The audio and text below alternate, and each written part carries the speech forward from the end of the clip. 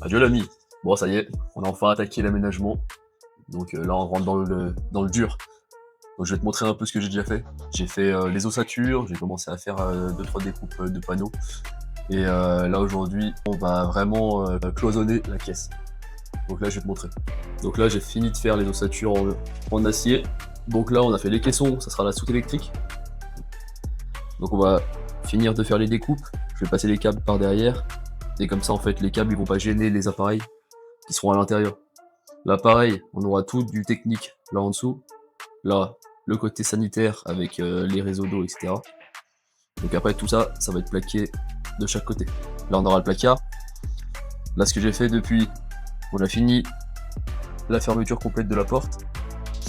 Donc là, avec le système de verrouillage de la petite porte en haut.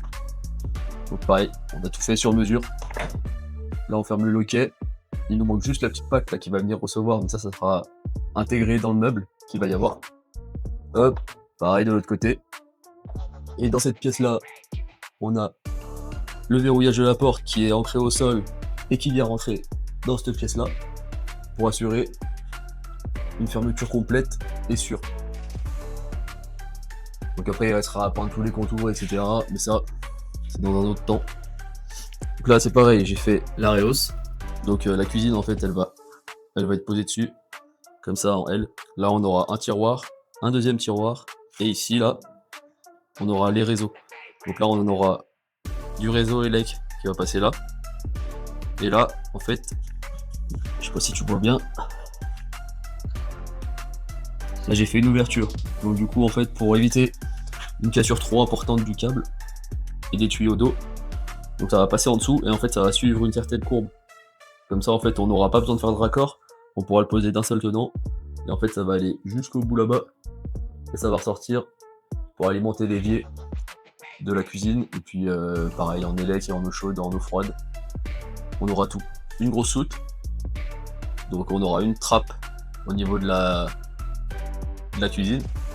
On aura une autre trappe en dessous de l'évier. Pareil. Donc là après il faut qu'on replaque encore. Qu'on vienne poser le parquet. Et là aujourd'hui on va attaquer vraiment le cloisonnement de la deuxième pièce. Donc ce sera la salle de bain. Le problème c'est que vu que je voulais pas passer mes réseaux sous le parquet pour toujours avoir un œil dessus, on va être obligé de passer droit comme ça. Donc ce que je vais faire en fait, c'est que ici, on va faire une espèce d'estrade. L'avantage c'est que du coup le frigo il sera surélevé. On aura en plus du rangement en dessous. Donc pareil avec une petite trappe qui sera là, hop, on ira chercher les affaires dessous. Et en fait on va pouvoir venir mettre directement la cloison. Donc on viendra la plaquer dessus. Et on aura les réseaux qui seront accessibles, qui passeront droit. Donc on pourra toujours avoir accès. On mettra encore une cloison ici.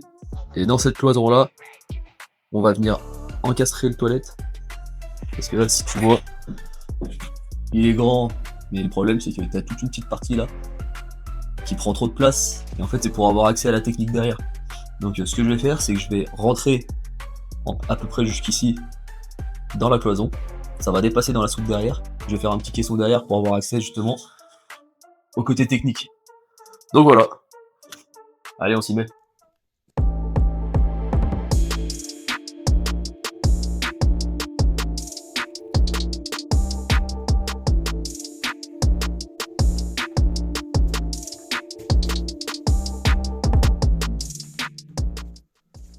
Et voilà. Du coup, on a mis la première cloison. Donc là, c'est pareil, il faut encore que je vienne. Je pense que je vais mettre un filet de colle là tout le long pour être sûr que ça vibre pas et puis que ça grince pas. Après, je vais venir mettre des cornières comme ça là. Hop. Que je vais fixer directement au plafond avec le plaquage en bois. Ça va me couvrir aussi mes cornières. Ça va arriver pile poil à fleur. Donc du coup, on sera pas mal. Ça sera maintenu, ça sera caché. Là, ça appuie un petit peu. En haut, là, ça appuie un petit peu justement. Comme ça me fait une rigidité pour le toit aussi. Donc du coup, c'est pas mal. Donc là, on va attaquer, on va mettre la deuxième. Et puis, je te reprends dès que je l'ai mis en place. Cette machine, elle est vraiment au top.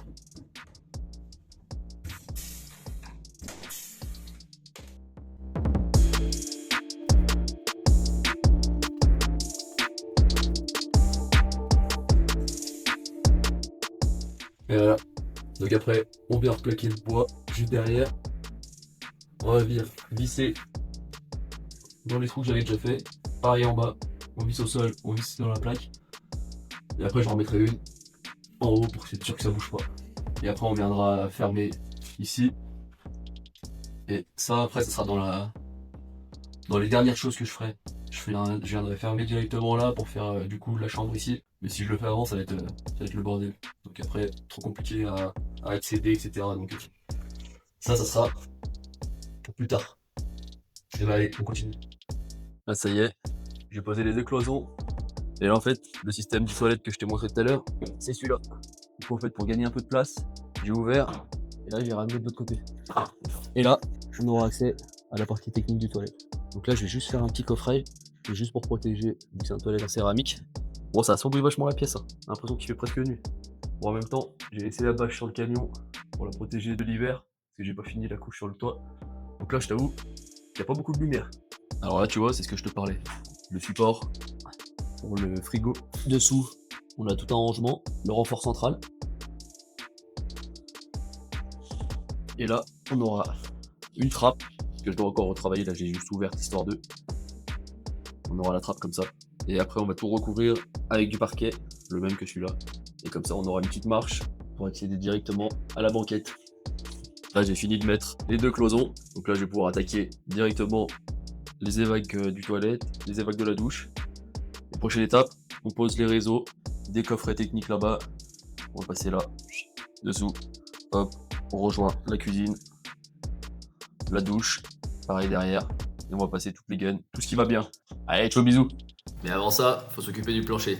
Donc on prend toutes les cotes, on découpe les trappes et on réfléchit bien à tous les endroits auxquels on voudra avoir accès plus tard.